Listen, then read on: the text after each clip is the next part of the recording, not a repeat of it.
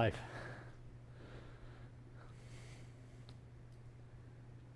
Father, Mother God, we give thanks for this opportunity to be open to the awareness of your presence here and now.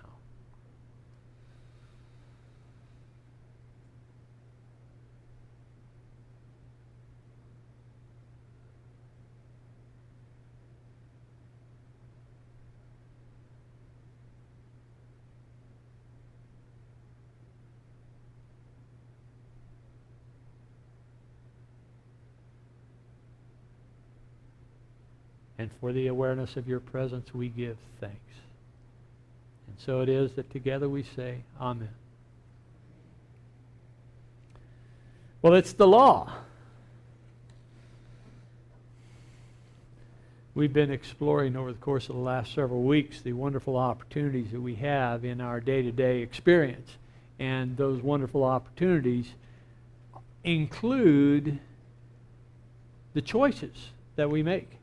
Not about creating the events in our lives necessarily, but it's about being able to respond to the events in our lives in a way that's constructive and fulfilling. We had an interesting experience this last week. Over the course of the last 20 years, Linda has been putting up with a dining room table that was actually given to us back in the mid-90s. It was a nice Drexel Heritage big dining room table, 45 inches by, 76 inches or so. But it took up a lot of room. But boy, when we had a family gathering, we could get everybody around it, plus all the food in the middle, and it was great. We didn't have two additional leaves of 19 inches. So we could have a dining room table 115 inches long if we so chose. Of course, we don't have a dining room that's 115 inches long. So she's been putting up with this, and over the course of time, I understand her concern about it. So, one of the things that I probably should do is I should probably put a filter in our router so she doesn't go to Craigslist. But she went to Craigslist and she found this wonderful cherry dining room table. Oh, it was nice. It was beautiful. It didn't quite match the hutch that we had, so instead of that dining room table, she decided she'd go with something more contemporary, and she found this travertine table. Now, have you ever seen a travertine table? It's they come in various sizes, but of course she wanted the largest one she could get. And it's 43 inches by 80 inches, okay? And it's got a slab on it that's, about 1.25 inches, maybe 1.5 inches thick. And then it has an edge that it's a rolled edge. It has an edge that's about 2.5 inches thick going all the way around. And it's a beautiful piece. It also has a travertine base. So we drove from Boulder down to coal mine and about 6,000 west coal mine, and saw this table, and yeah, it's a beautiful piece. And so Linda, she didn't have to twist my arm too much, but she convinced me that this was what we needed to replace our present dining room table. So being an experienced mover in college, I worked for a transfer and storage company, and I spent 4 years doing that while I was going through school. And so I said, well, okay, I'll hire somebody, and we'll go down and take care of it. In fact, I'll hire 2 guys, because this tabletop is about 300 pounds. So we arranged to go down there on Friday morning, and it turns out that his friend that was going to meet him there had car troubles, and he was stuck down at Federal and Alameda or someplace. So he was not able to join us, but the seller was able to lend a little bit of a hand, and I was able to call upon whatever strength I've retained from my moving days. And so we moved this thing out to the trailer, and he showed up. I thought that he was going to have a covered trailer, but he showed up with this two-wheel framed trailer. Yeah, flat trailer, open trailer. And I figured, well, he claims that he's been moving for the last 14 years. And I said, well, that's longer than I was involved in the trade, so okay. So we set this thing in there, and we got it tied down and everything, and we headed off. So we're driving up Highway 93, and one of the straps that was holding the thing on started dragging on the highway, so I pulled up past him and said, hey, the strap's dragging. So he pulled off and into a filling station and got out of the car, and this is what we saw. That one tabletop is now 3 tabletops, and I know that you all think that I'm highly enlightened, but let me just assure you that when I saw that, there were expletives that were emitting from my mouth. The thing that disappointed me the most about this was that it was going to be disappointing Linda, right? Because she was all ready to have this nice, beautiful dining room table come into the house, and we'd spent a couple of days getting the dining room set to. Okay, so at that point I was saying, well, you might as well just take the thing home because we have no use for it. So we went from from Golden up to Boulder, Highway 93, and so just as there's a railroad tracks right south of Highway 72. So when we went across those railroad tracks, we actually ended up with 5 tabletops, not 3. So anyway, it was an interesting Friday. And you're probably wondering, well, what does this have to do with the law? We actually were traveling the speed limit. Yeah, it was very disappointing. And it took me a while to get my center back, right? So we know the laws, right? There are laws, there are legislated laws, and there are physical laws, and there are spiritual laws. The legislative laws, the traffic speed limit, and such things as water rights laws. I mean, how many of you are aware that it is against the law for you to accumulate rainwater in Colorado? Wow. I wasn't aware of that until about, 6 months ago. So my ignorance is greater than your ignorance in terms of the water laws. And of course, we're located right here on Ralston Creek. We don't have the right to pull water out of that creek to irrigate, right? So, all right. So we've got the laws. The speed limit out here is 25. I think everybody knows that. It's not posted, but that's because all residential streets in the state of Colorado, the speed limit is 25 unless otherwise posted. So we've got these laws that are legislated, and we go into the. I come down the street at 35 miles an hour and I get a ticket. I go to the court. What does the judge say? Ignorance of the law is no excuse, right? So we have these laws that are made by men, and ignorance of those laws is no excuse. We have the law of gravity, and we have various physical laws that ignorance of the law is no excuse. We know that if we don't know, we will pay for the fact that we can't just step off the edge of a roof and expect to float to the ground.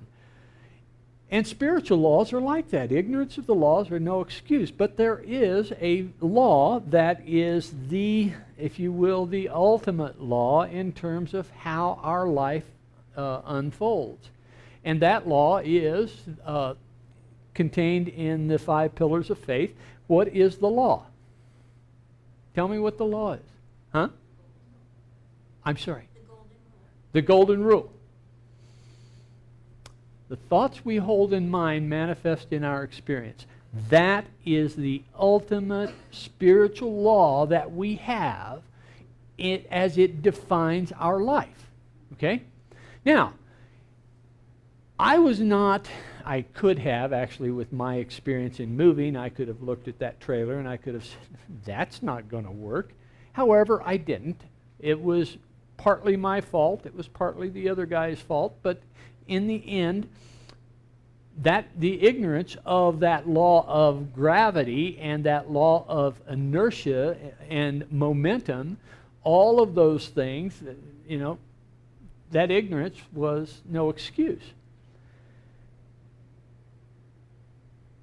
From a spiritual standpoint, I did not manifest that broken table, I don't think. I think that broken table was actually an event in my life, and what I could control was what? My response to it, right? And my response to that event is really what this law is about. The thoughts we hold in mind manifest in our experience. Friday was a very troubling day for me. I was trying to get my foot to hit my butt, right? And I did that for much of the day until I said, well, this is silly. I don't need to do this. I can change my experience about this. Here are 5 pieces plus a couple of pieces of debris. Here are the 5 pieces of the table. So what am I going to do about this? I can throw them away, but that's going to require, each of these pieces, one piece is about 120 pounds, and the other pieces were anywhere from 40 to 80 pounds. Those I could just toss and say, done with it. Or I could look at it a different way. Well, Charles Fillmore, in his book Prosperity, talks about this creative process. And he talks about it in terms that we often think of prosperity, but he expands that. And he says that as we look at those 5 laws, the law of mind action may be described in 3 steps: mind, idea, and manifestation. First, there must be mind. All is mind. God mind. Second, everything exists first as an idea in mind. Third, the inherent power and intelligence in the idea causes it to act or express. And when it is expressed, we have the manifestation. So, with this event before me, the creative process is one of idea, mind, idea, and expression or manifestation. All is mind. This event is part of my experience in mind, right? The idea is that, I could allow the idea to be, boy, that was really stupid. How could I let that experience happen? I've had 4 years of moving. I should have looked at that and saw that that trailer was not adequate to move this table. And furthermore, I shouldn't have allowed it to be strapped down in the center. So I could change that idea, though. And it took me part of Friday to do that, to change the idea.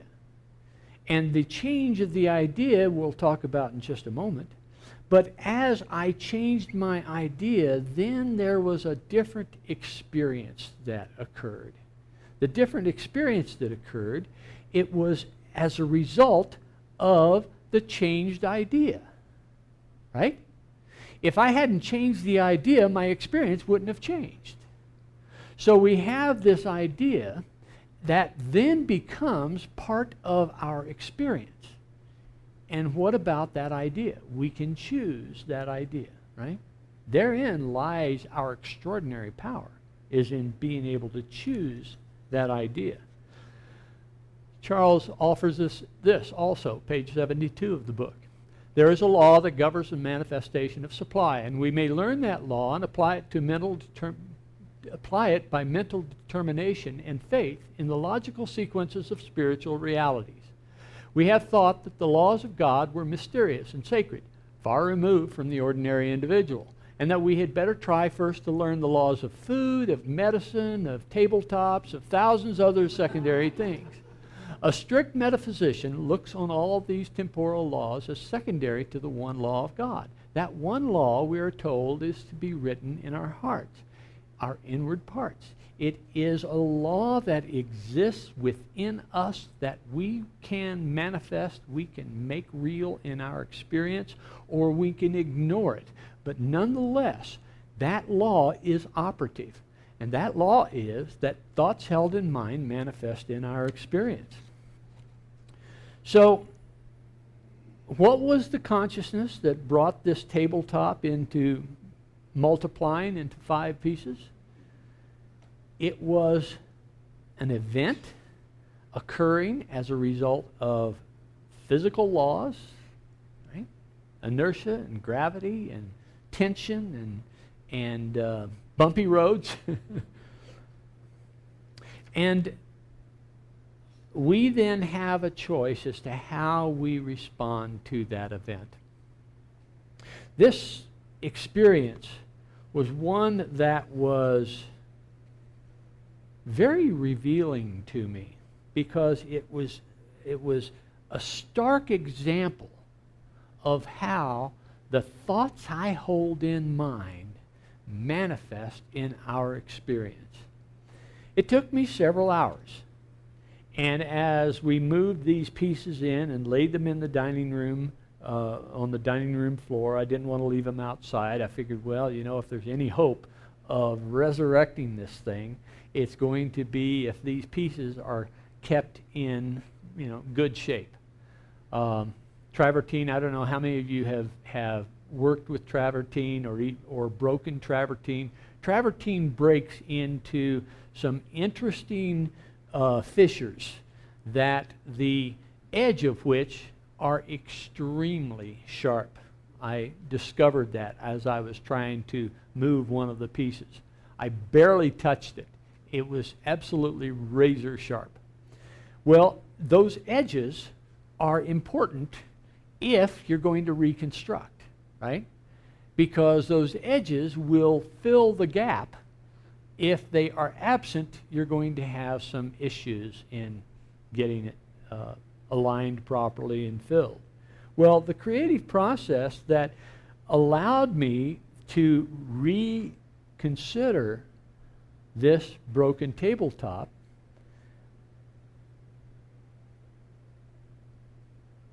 where was I going with that sentence? Now, we'll just allow that sentence to disappear. Can we backspace? Okay. So, how do we make lemonade out of these lemons? What is our choice? Our choice is, okay, we've got these 5 pieces plus a couple of pieces of debris. How do we get this back together? Well, the cogs started turning. And over the course of the next couple of hours, I realized that, wait a minute, if I got a 3/4 inch piece of plywood, laid it down on the carpet, laid the table down upside down, got these 5 pieces back into alignment, and glued them, okay, now I've got the top stable.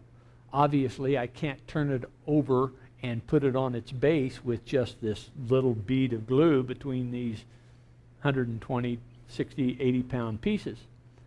I need something else. Okay, so this process of how do I solve this?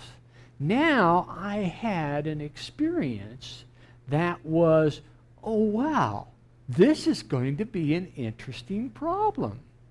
How do I solve this?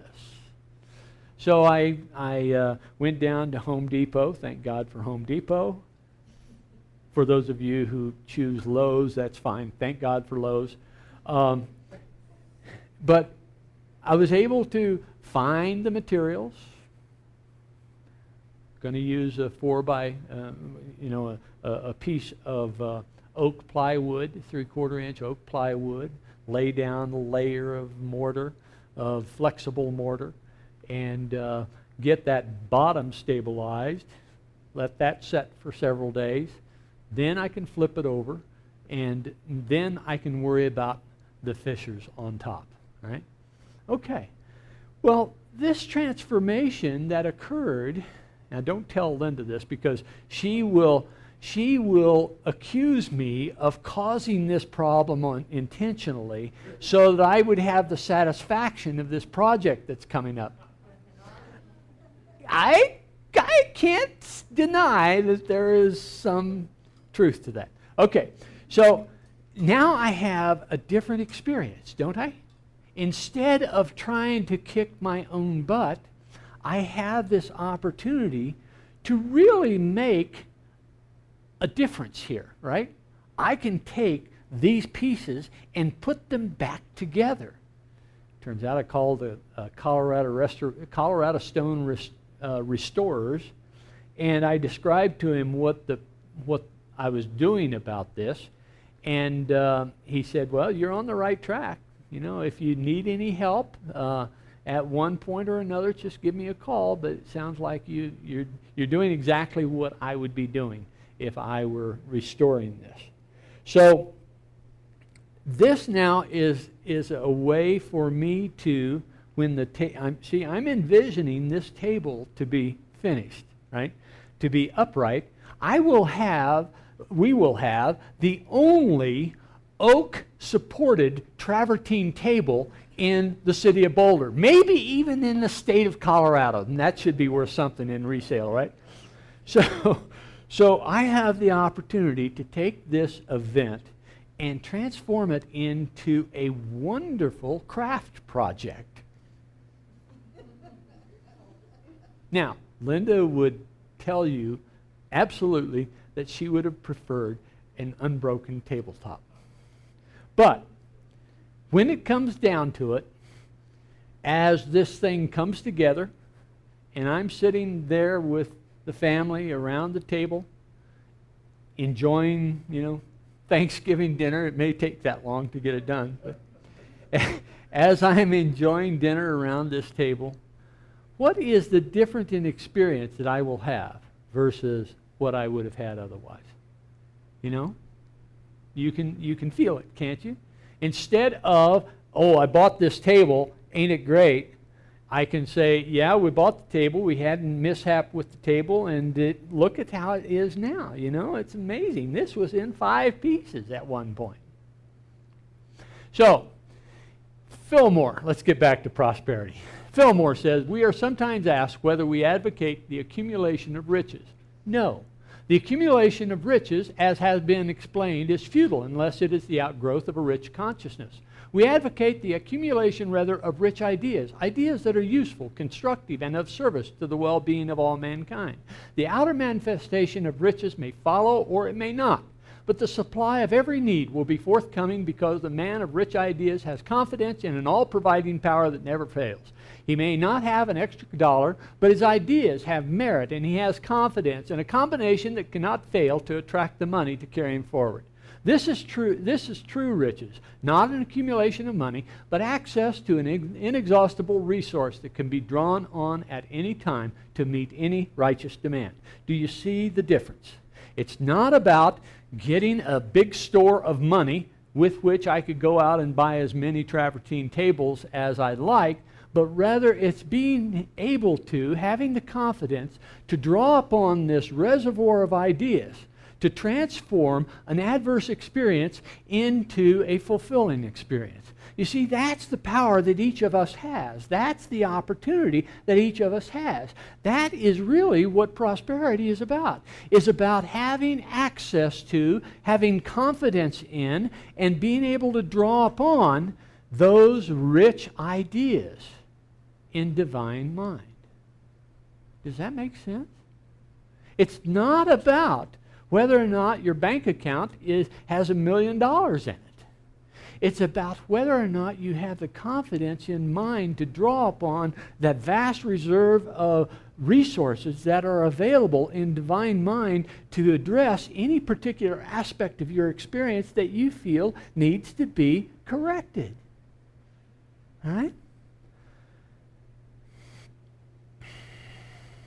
So we have taken a look at this process before of ideas to form of substance, that realm out of which creation arises through our activity and thought to that manifestation.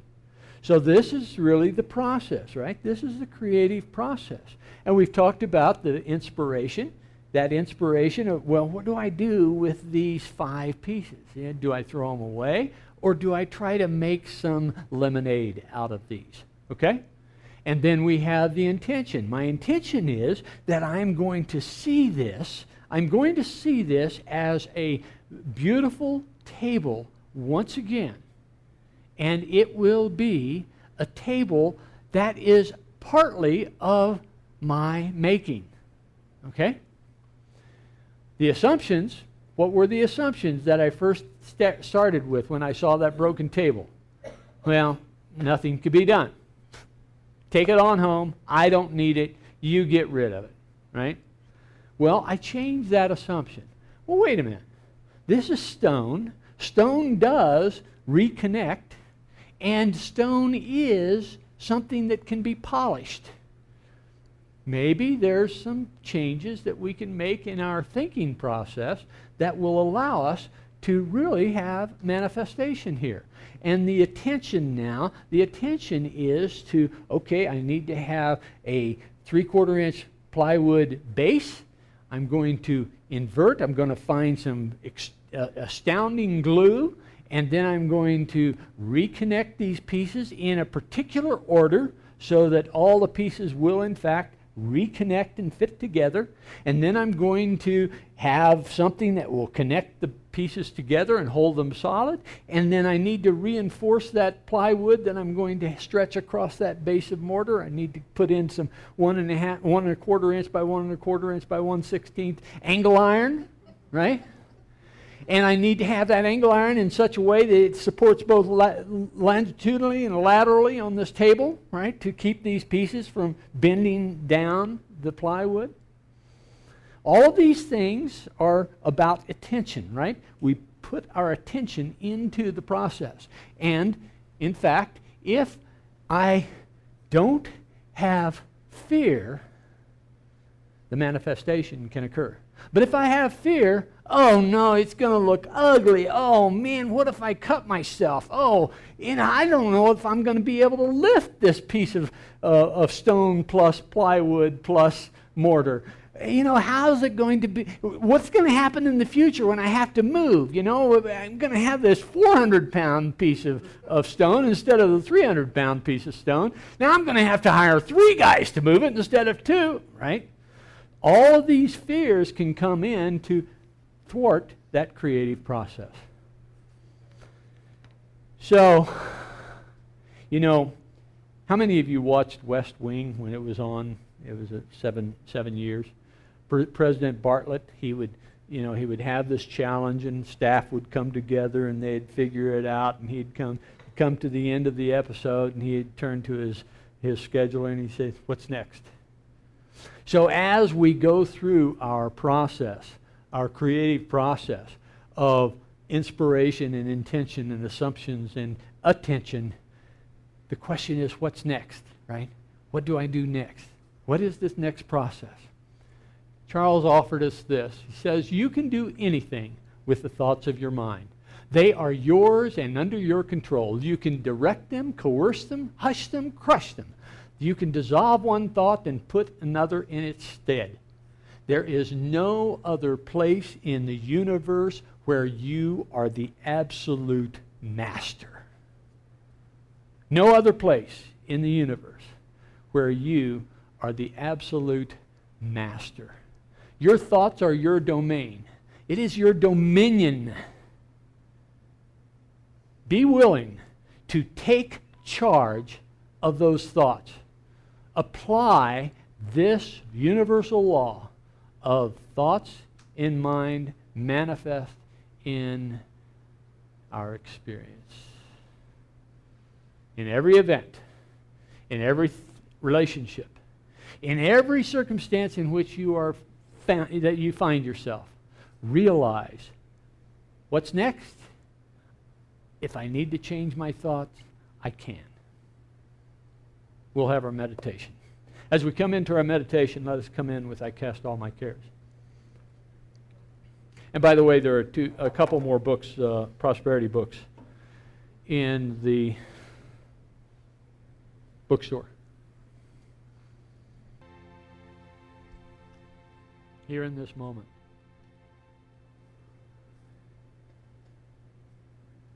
Let us realize the power of our thoughts.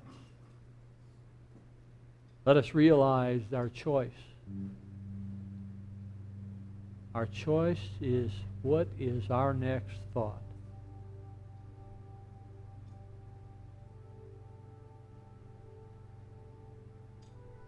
In every event in our lives, we can ask the question, what's next?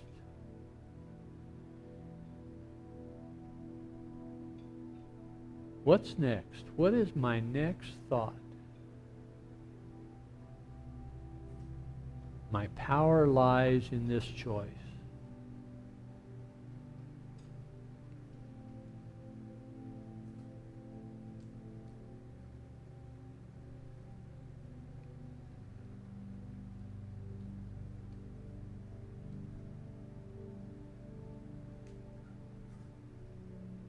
We can be overcome by fear in this opportunity, in this power.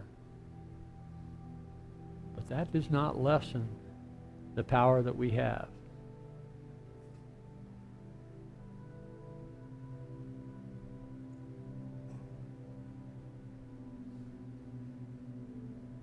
In this moment, what do I choose? Do I choose love? Do I choose happiness? Do I choose optimism? Am I willing to empower myself in this moment?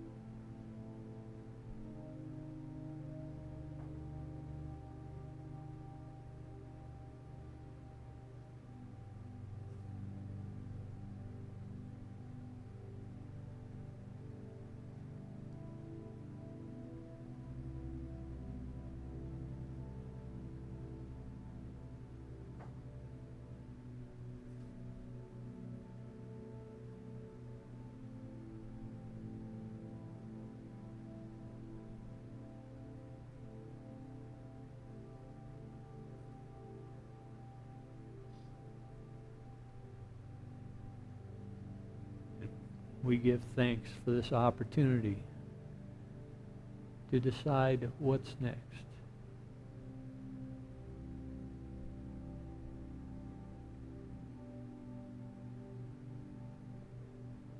And as we come back into this time and space, let us come back sharing the words of Alleluia.